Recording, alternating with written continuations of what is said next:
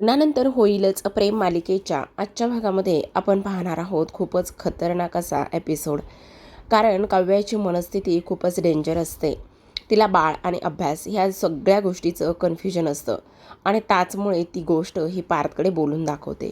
त्यावर पार्थने खूपच धक्कादायक असा निर्णय घेतला आहे आणि सगळ्यात महत्त्वाचं म्हणजे वसूने कटकारस्थानं करून जी जीवाने स्वतःच्या होणाऱ्या बाळासाठी कविता लिहिली होती तीच कविता आता सगळ्यांसमोर तिने त्याला मुद्दामून वाचायला लावलेली असते. ह्याच गोष्टी आपल्याला याच्या एपिसोडमध्ये पाहायच्यात, त्यामुळे व्हिडिओ हा शेवटपर्यंत नक्कीच पहा. तर आता प्रेक्षकांनो, आपण मालिकेमध्ये पाहतोय काव्या पाणी पिण्यासाठी किचनमध्ये येते आणि त्याच वेळेला तिची डॅशिंग काव्या एक किचन वट्ट्यावर बसलेली असते आणि तेव्हा ती म्हणत असते, काय मग काव्या, ओळखलंस का? तेवढ्यातच तिथे पार्थ येतो. पार्थचा खरं तर कॉन्फरन्स कॉल चालू असतो.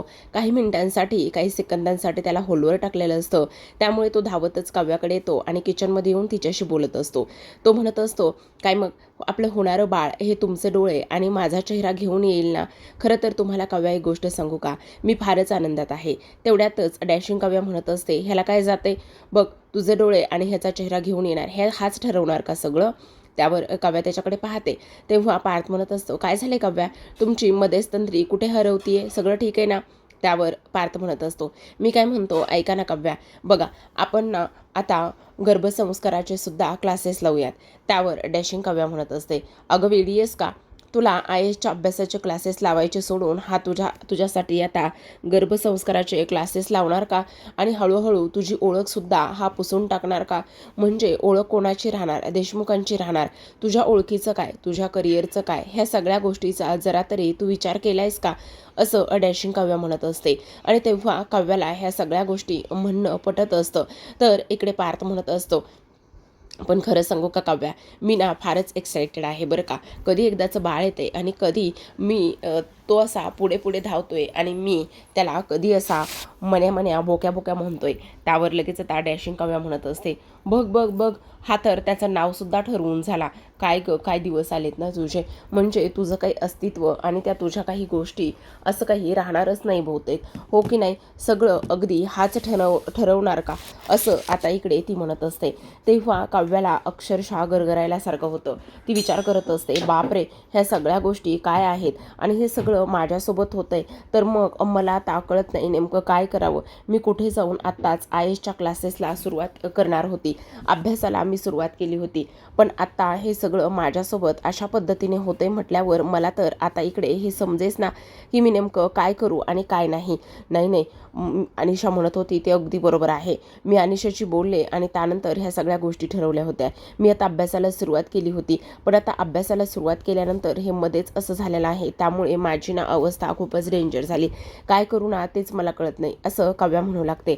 त्याच वेळेला आता इकडे दुसऱ्या बाजूला आपण पाहतो की नंदिनी आणि जीवाला ते सगळं काही आठवत असतं. जीवा तर फार जास्त अस्वस्थ असतो, एका कोपऱ्यामध्ये उभा राहिलेला असतो आणि त्याच गोष्टी त्याला आठवत असतात. मी बाबा होणार होतो, मी स्वप्न बघितली होती आणि त्यानंतर स्वप्न बघितल्यानंतर बाळासाठी एवढी सुंदर अशी कवितासुद्धा मी लिहिली होती. मग त्या कवितेचं काय झालं? नाही, असं हे सगळं काही व्हायला नकोय. हे सगळं माझ्या बाबतीत का झालंय? मला बाळ हे किती आवडतं, पण नंदिनीची काय अवस्था झाली असेल? नंदिनी म्हणते की खरं तर मी मावशी होणार आहे, ह्या गोष्टीचा आनंद साजरा करू की मी आई होऊ शकणार नाही, हे दुःख मी इथे उराशी धरून बसू, काय करू मला समजत नाही.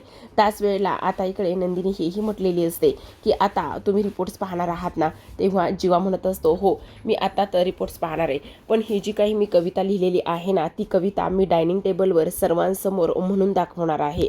आणि तेव्हा लगेच त्याच्या हातामध्ये त्याने लिहिलेला तो कविताचा कागद असतो आणि त्याच वेळेला तो आता त्या कागदाची घडी घालतो आणि कागदाची घडी घातल्यानंतर त्याला पुन्हा ते सगळं काही आठवतो. नंदिनी म्हणत असते, ठीक आहे, तुम्ही आता सगळेजण जेव्हा डायनिंग टेबलवर बसलेले असाल ना, तेव्हा तुम्ही ही कविता सर्वांना ऐकवाल, सर्वांना म्हणून दाखवाल ना? तेव्हा जीवाने हो असं सांगितलेलं असतं. पण आता ह्या कवितेचं काय करायचं, असं म्हणूनच त्याला राग आलेला असतो आणि राग आल्यानंतर त्याने आता लगेचच ती जी काही कविता आहे ना, त्या कवितेचा कागद आहे त्याच ठिकाणी तसाच फेकून दिलेला असतो. आता त्या कवितेचा कागद फेकून दिल्यानंतर वसूच्या पायाखाली तो कागद लागतो. वसूच्या पायाखाली तो कागद लागल्याबरोबर आता इकडे वसू धावतच येते आणि धावतच आल्यानंतर तो कागद हातामध्ये घेते आणि त्यावर ती बाळासाठी लिहिलेली कविता असते. तेव्हा ती आता विचार करते, अरे बापरे, म्हणजे ही जी काही कविता आहे ना, ही बहुतेक जीवाने त्याच्या बाळासाठी आणि जीवा आणि नंदिनीने त्या दोघांच्या बाळासाठी ही कविता लिहिलेली असावी. आता ह्या कवितेची खरी मजा मी आणणार आहे, असं म्हणून तिने आता तो कागद घेतला आणि लगेच हॉलमध्ये खाली सर्वांकडेच निघालेली असते. तर आता आपण इकडे पाहतो की सगळ्यात महत्त्वाची गोष्ट, मानिनीने आज सर्वांसाठी फार चांगला छान असा नाश्ता बनवलेला असतो, तो म्हणजेच की उपीट. ती सर्वांना नाश्त्यासाठी आवाज देत असते. इकडे जीवाला, नंदिनीला, काव्याला आणि पार्थ ह्या दोघांना सुद्धा आवाज देत असते. खरं तर आता काव्या बराच वेळ पार्थला शोधत असते. आता मानिनी म्हणत असते, मिथून भाऊजी कुठे गेलेत, आणखी आले नाहीयेत. तेवढ्यातच मिथून येतो आणि तो म्हणत असतो, हे घ्या, मी नंदिनीसाठी नवस बोलण्यासाठी मंदिरात गेलो होतो. नंदिनीसाठी नवस बोलला आणि लगेचच धावतच आलेलो आहे. तिच्याकरिताच नवस बोलले, असं सुद्धा आता इकडे तो बोलत असतो. आता ह्या सगळ्या काही गोष्टी इथे बोलल्यानंतर लगेचच आता आपण पाहतो की इथे मिथून म्हणत असतो, पण देवाला हा प्रसाद ठेवा आणि त्यानंतर सर्वात अगोदर हा जो काही प्रसाद आहे ना, तो प्रसाद तुम्ही इथे नंदिनीला द्या बरं का, असं सुद्धा इकडे आता त्याचं म्हणणं असतं. आणि लगेचच आता मानिनी म्हणत असते, हो हो चालेल ना, हा जो काही प्रसाद आहे ना, तो प्रसाद मी नंदिनीला नक्कीच देईल, असं सुद्धा आता इकडे ती म्हणत असते. आता ह्या सगळ्या काही गोष्टी इथे ती बोलल्यानंतर लगेचच आता आपण इकडे पाहतो की जी काही वसू आहे ती वसू तिथे आलेली असते. त्याच वेळेला नंदिनी कुठे आहे असा प्रश्न सर्वांना विचारण्यात येतो. पण नंदिनी आली नाही, आणखी येईलच, तू नको काळजी करू. बरं चला बरं, सगळेजण नाश्ता करून घ्या. त्यावर काव्या म्हणत असते, पण देशमुख कुठे आहेत, मला देशमुखांशी बोलायचं आहे, असं इथे ती बोलते. आणि त्याच वेळेला आता इकडे लगेचच ती म्हणत असते, देशमुख काय एवढं काय बोलायचं आहे तुला त्याच्याशी, नको काळजी करू, येईल तो, अगं त्याचा आणखी कॉलेज संपला नाही, असं सुद्धा आता इकडे ती बोलत असते. आणि हे सगळं काही बोलल्यानंतर लगेचच आता आपण पाहतो की इकडे सगळ्यात महत्त्वाची गोष्ट, वसू तिथे येते आणि पार्थ सुद्धा धावतच आलेला असतो. आता पार्थ तिथे धावतच आल्याबरोबर आपण पाहतो की इकडे काव्या म्हणत असते, काय हे देशमुख, तुम्ही कुठे होतात, मला तुमच्याशी बोलायचं होतं ना, तुम्ही अजूनसुद्धा काय करत होता एवढा वेळ, असं सुद्धा आता इथे ती बोलते. आणि ह्या सगळ्या काही गोष्टी इथे बोलल्यानंतर ती म्हणत असते, अरे मी येतच होतो ना, एवढी काय घाई लागली होती. आणि तेव्हा ती म्हणत असते, असं कसं म्हणताय देशमुख, तुम्ही येत होता म्हणून, अहो मला तुमच्याशी खूप महत्त्वाच्या विषयावर बोलायचं होतं ना. तेवढ्यातच वसू म्हणत असते, बाई बाई बाई, बघा ना, ही एवढी सुंदर कविता बहुतेक कोणी केली होती ना, कळतच नाहीये का. जीवा काय रे, तू ही सुंदर कविता केली होतीस का, मग ही कविता सर्वांसमोर तू वाचून दाखव ना, का नाही दाखवतेस वाचून सर्वांसमोर, असं सुद्धा आता इकडे ती बोलत असते. त्याच वेळेला आता आपण पाहतो की इकडे जीवाला तो सगळा क्षण आठवतो. जीवा ही कविता कधी वाचून दाखवणार होता आणि आता वसू ह्या पद्धतीने ती कविता इथे सर्वांसमोर घेऊन आली आहे आणि त्यामुळे त्याला थोडंसं वाईट वाटत असतं. तेव्हा इकडे आता लगेचच तो विचार करतो की नाही असू दे. तेव्हा मानिनी इथे वसू म्हणत असते, अरे असं काय करतोयस, सांग ना, ही कविता वाचून दाखव ना. त्याच वेळेला आता इकडे जीवा लगेचच त्याला ते सगळं काही आठवतो, कशा पद्धतीने इथे त्याने ही कविता केली होती आणि कशा पद्धतीने आता ती कविता त्याने सांगितलं होतं की मी डायनिंग टेबलवर सर्वांसोबतच वाचून दाखवणार आहे. मग डायनिंग टेबलवर सर्वांसोबत वाचून दाखवणार आहे ही गोष्ट जरी खरी असली तरी सुद्धा आता मात्र ही वसू आत्या ही कविता घेऊन इथे आली आहे. तेव्हा लगेच आता हे सगळेजण त्याच्याकडे पाहतच असतात. हे सगळेजण त्याच्याकडे पाहिल्यानंतर आता इकडे ही कविता वाचून दाखवणं त्याच्याच्याने काही शक्य नसतं, पण तरीसुद्धा आता इकडे तो ही कविता वाचून दाखवायलाच निघालेला असतो. आता कवितेचा कागद हातामध्ये असतो. तेव्हा नंदिनी त्याला आधार देते आणि नंदिनी त्याला आधार दिल्यानंतर ती म्हणत असते, ठीक आहे, मी ही कविता वाचून दाखवतो, असं म्हटल्यानंतर आता नंदिनीने हातात हात दिलेला असतो. तर आता इकडे जीवा लगेचच ती कविता हातात घेऊन वाचायला सुरुवात करत असतो. आता कविता खूपच सुंदर अशी प्रेक्षकांनो इथे लिहिलेली आहे. ही कविता जो बाप जी आई वाचेल ना, त्याच्या डोळ्यात नक्कीच पाणी येईल बघा, अशी ही सुंदर अशी कविता आहे. आपण ती कविता एन्जॉय करूयात, ऐकूयात कविता. तुम्हाला सुद्धा ही कविता ऐकायला आवडेल याची मला खात्री आहे. तर आता कवितेचे बोल पुढील प्रमाणे आहेत. जीवा म्हणतो, इवलेशा पायात कधी पैंजण होऊन दुडदुडशील, इवलेशा पायात कधी पैंजण होऊन दुडदुडशील, कधी आई म्हणशील की कधी बाबा म्हणशील, कधी आई म्हणशील की कधी बाबा म्हणशील. सानुल्या हातात काळ्या मण्यांच्या पोती, सानुलेशा हातात काळ्या मण्यांचा रे पोती, तुला तीट लावतील घरातली सगळी नाती, तुला तीट लावतील घरातली सगळी काही नाती. पायात वाजत राहील सोन्याचा वाळा, पायात वाजत राहील सोन्याचा वाळा, सगळ्यांच्या मनात दरवळेल तुझ्यासाठी जिव्हाळा, सगळ्यांच्या मनात दरवळेल तुझ्यासाठी जिव्हाळा. दारातल्या झाडासारखा रोज थोडा थोडा तू बहरशील, दारातल्या झाडासारखा रोज थोडा थोडा तू बहरशील. आधी आई म्हणशील की आधी बाबा म्हणशील, आधी आई म्हणशील की आधी बाबा म्हणशील. पालता होशील रांगू लागशील, जरा हसशील तेव्हा पडेल चांदण्यांचा चुरा. पालथा होशील रांगू लागशील, जरा हसशील तेव्हा पडेल चांदण्यांचा चुरा. दाराशी येऊ लागतील चिव आणि काऊ, मांजर आणि बोका होतील काऊ मऊ, मांजर आणि बोका होतील काऊ मऊ. शब्दांना बोबड्या चिमण्या दातात, शब्दांना बोबड्या चिमण्या धरतील दातात. तेव्हा आधी आई म्हणशील की आधी बाबा, तेव्हा आधी आई म्हणशील की आधी बाबा म्हणशील. बाळ पुसून टाकतं घरातील हेवे दावे, बाळ पुसून टाकतं हो घरातील हेवे दावे. असं म्हणता क्षणी जीवाच्या डोळ्यात पाणी आलेलं असतं आणि तेव्हा लगेच नंदिनी आता त्याच्या हातातून तो कागद काढून घेते आणि त्यानंतर ती पुन्हा पुढे वाचते. ती म्हणायला सुरुवात करते, बाळ पुसून टाकतं घरातील हेवे दावे, बाळाच्या येण्याने भिंतींना चढतात रंग नवे, बाळाच्या येण्याने भिंतींना चढतात रंग नवे. बाळ नुसते हसले तरी सरतो सगळ्यांचा त्रास, बाळ नुसते हसले तरी सरतो सगळ्यांचा त्रास. सुखदुःखांना येऊ लागतो बेबी पावडरचा वास, सुखदुःखांना येऊ लागतो बेबी पावडरचा वास. आम्ही अजून जवळ येऊ जेव्हा तू हसशील, आम्ही तेव्हा जवळ येऊ तू अजून हसशील. आधी आई म्हणशील की आधी बाबा म्हणशील, आधी आई म्हणशील की आधी बाबा म्हणशील. अशी कविता नंदिनीने सुद्धा वाचून दाखवलेली असते आणि तेव्हा सगळ्यांच्या तिथे बसलेल्या सगळ्यांच्या डोळ्यामध्ये पाणी आलेलं असतं. जेव्हा नंदिनी ही कविता वाचते तेव्हा मात्र सगळेजण रडायला लागतात.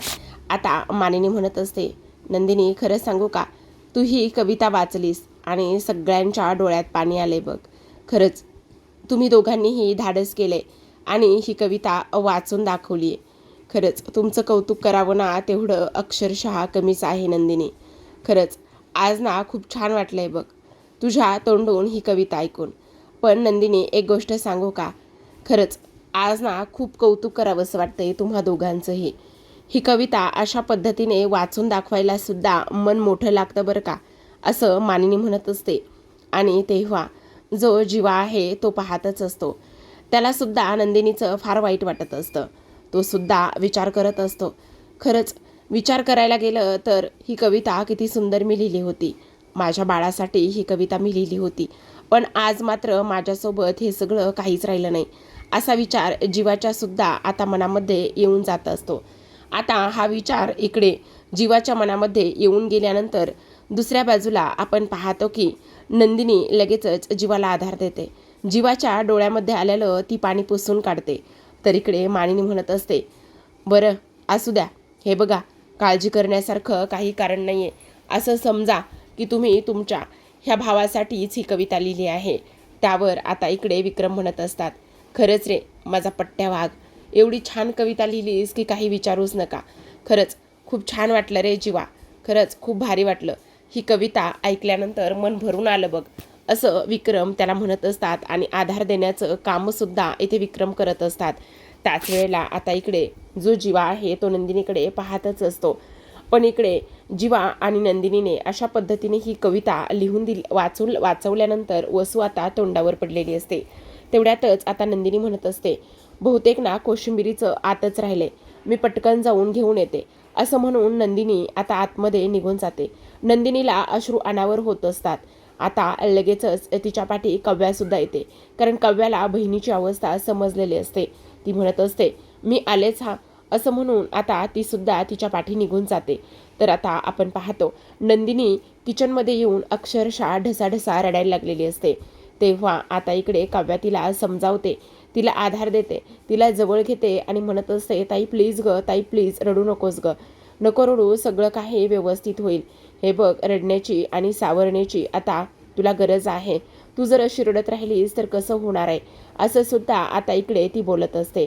त्याच वेळेला आपण पाहतो सर्वांची जेवणं वगैरे झालेली असतात आणि सगळ्यांची जेवणं वगैरे झाल्यानंतर आता जीवा जो आहे ना तो तिथेच बाहेर असतो. तो अजून तरी त्याच्या खोलीत गेलेला नसतो आणि तेव्हा लगेच आता तिथे पार्थ येतो. पार्थ तिथे आल्यानंतर आता इकडे जो जीवा आहे तो म्हणत असतो, काय झालं बडे भैया, अजून झोपले नाही तुम्ही? त्यावर पार्थ म्हणत असतो, खरं तर आज ना मला फार वाईट वाटतंय. तेव्हा जीवा म्हणत असतो, का? आणि बडे भैया तुला का आणि कशामुळे वाईट वाटतंय? तेव्हा तो म्हणत असतो, खरं सांगू का, मला ना आनंद साजरा करावा की काय करावं ना ते समजत नाही. म्हणजे कशाबद्दल तू हे सगळं बोलतोयस? नाही नाही म्हणजे बघ ना, मला ना खूप वाईट वाटतंय रे. त्यावर तो म्हणत असतो, अरे वेडायस का? तुला ती गोष्ट आठवतीये का, जेव्हा आपण लहान होतो त्यावेळेला बघ ना, तू आजारी होतास आणि माझ्या 10वीचा रिझल्ट लागला होता आणि त्यावेळेस मी असाच तुझ्याकडे धावत आलो होतो आणि तुला सांगितलं होतं की माझा रिझल्ट लागला आहे म्हणून. पण त्यावेळेस तू तापाने फणफणत होतास आणि तेव्हा मलासुद्धा असंच वाईट वाटलं होतं की अरे यार, मी उगाचच इथे माझ्या बडे भैयाला हे सगळं काही सांगितलं, म्हणजे तो एवढा तापाने फणफणतोय आणि उगाचच ह्या सगळ्या गोष्टी करतोय मी, असं मला तेव्हा वाटत होतं. पण तू उगाचच का ह्या सगळ्या काही गोष्टी मनाला लावून घेतोस? त्यावर पार्थ म्हणत असतो, नाही रे जीवा, म्हणजे बघ ना, मला तर आनंद आहेच, पण मला आनंद मानावा की दुःख मानावा तेच काही कळत नाही. त्यावर जीवा त्याला समजावतो आणि म्हणत असतो, हे बघ, तुला एक गोष्ट सांगू का दादा, मलासुद्धा नंदिनीला कुशीत घ्यायचं आहे. नंदिनीला कुशीत घेऊन तिला समजवायचं आहे, तिच्या मांडीवर झोपायचं आहे. आणि तुला एक गोष्ट सांगू का, सगळ्यात महत्त्वाचं, नंदिनीला समजावून सांगायचं आहे की काही जरी झालं ना नंदिनी, तरी आपण पुन्हा एकदा आईबाबा होऊ शकतो. ही गोष्ट मला तिला समजून सांगायची, पण मी तिला कसं फेस करू आणि कशा त्या गोष्टी सांगू ना तेच मला कळत नाही, असं इथे आता जीवा म्हणत असतो. आता ह्या सगळ्या गोष्टी जीवा म्हटल्यानंतर लगेचच पार्थ म्हणत असतो, प्लीज यार जीवा, असा रडू नकोस ना. हे बघ, तू असा जर हळवा झालास ना तर मला हे सगळं सहन होणार नाही. त्याच वेळेला आता आपण पाहतो की इकडे पार्थ त्याला समजावतो आणि पार्थ त्याला समजावत असताना दुसऱ्या बाजूला जीवा म्हणत असतो, पण दादा खरं सांगू का, मी तुम्हा दोघांसाठी म्हणजे काव्यासाठी आणि तुझ्यासाठी फार जास्त खुश आहे. मला फार जास्त आनंद झालाय तुम्हा दोघांचाही, असं सुद्धा इथे आता जीवा म्हणत असतो.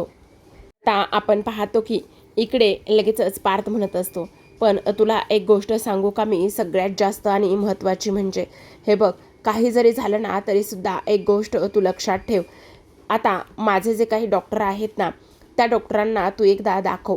म्हणजे तुला एक गोष्ट सांगू का, काही जरी झालं ना तरी ते डॉक्टर चांगले आहेत आणि सेकंड ओपिनियन घेणं गरजेचं आहे. त्यामुळे तू आणि नंदिनी एकदा तिथे जा, असं सांगण्यात आलेलं असतं. त्याच वेळेला आता जीवा म्हणत असतो, हो नक्कीच जाईल, तू काळजी करू नको, असं सुद्धा आता इकडे तो बोलत असतो. आता ह्या सगळ्या गोष्टी बोलल्यानंतर लगेचच आता आपण पाहतो की इकडे जीवा म्हणत असतो, अरे बडे भैया, आता तू आनंदात आहेस ना, आता तू खुश आहेस ना, मग खुश आहेस, आनंदात आहेस ना, तर एवढा विचार करू नकोस. आणि तेव्हा लगेच आता इकडे जो काही पार्थ आहे तो काव्याकडे निघून जातो. तर आता जीवाला थोडंसं वाईट तर वाटतच असतं, मन आहे शेवटी, कसं समजावू आणि कसं काय करू ह्या गोष्टी त्याला थोड्याशा वाईटसुद्धा वाटत असतात. आता आहे त्याच ठिकाणी तसाच तो जिन्यामध्ये बसलेला असतो. तेवढ्यातच आता मानिनी जी आहे ती वरून खाली येत असते आणि तेव्हा ह्या जीवाला ती पाहते. जीवा खूप वाईट अवस्थेमध्ये असतो, अक्षरशः तिथेच जिन्यामध्ये बसून तो रडत असतो. नंदिनी सुद्धा किती उत्सुक होती जेव्हा तिला समजलं की ती आई होणार आहे म्हणून. तेव्हा त्यासुद्धा सर्व गोष्टी आता इकडे तिला आठवू लागलेल्या असतात आणि तेव्हा त्या सगळ्या गोष्टी आठवल्यानंतर लगेचच आपण पाहतो की इकडे आता जीवा विचार करत असतो, मला सुद्धा बाबा व्हायचंय, मला सुद्धा इकडे ह्या सगळ्या गोष्टी एन्जॉय करायच्या होत्या, पण हे सगळं माझ्यासोबत असं का नाही झालं, मी खरंच एवढा गमनशिबी आहे का, असा सुद्धा आता इकडे तो विचार करत असतो. त्याच वेळेला आपण इकडे पाहतो प्रेक्षकांनो की आता मानिनी खूपच मन घट्ट करते आणि मानिनी खूप मन घट्ट करूनच आता इकडे ती जीवाला बोलण्यासाठी निघालेली असते. आता जेव्हा ती जीवाला बोलण्यासाठी जाते तेव्हा नंदिनी सुद्धा जिन्यामध्ये येऊनच उभी राहत असते.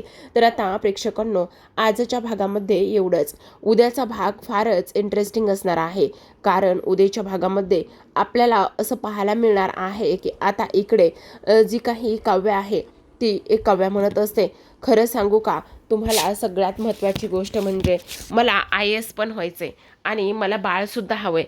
पण आत्ता कुठे मी अभ्यास करायला सुरुवात केली होती, मला IASचे क्लासेस पण लावायचे आहेत, पण आता ना मला समजत नाही काय करू आणि काय नाही ते.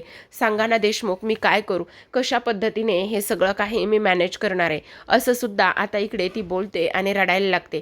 त्याच वेळेला पार्थ म्हणत असतो, म्हणजे तुम्हाला काय म्हणायचंय? त्यावर काव्या म्हणत असते, म्हणजे बघा ना मला IAS व्हायचंय, मला अभ्यास करायचा आहे आणि हे सगळं. त्याच वेळेला आता इकडे पार्थ म्हणत असतो, मग काव्या तुमचं असं काही वेगळं म्हणणं आहे का? तुम्हाला जर इकडे IAS व्हायचंय, तुम्हाला जर अभ्यास करायचा आहे, तुम्हाला जर क्लासेस लावायचे आहेत, तर तुम्ही काळजी करू नका. म्हणजे मला नाही समजलं. म्हणजे जर तुम्हाला IAS व्हायचं असेल, जर तुम्हाला अभ्यास करायचा असेल आणि जर हे बाळ तुमच्यामध्ये आडवं येत असेल, तर तेव्हा काव्या लगेच पाठीवळून पाहते आणि त्याला विचारत असते, म्हणजे तर तर म्हणजे नेमकं तुम्हाला काय म्हणायचंय पार्थ? असं म्हटल्याबरोबर पार्थ तिच्याकडे पाहतोच.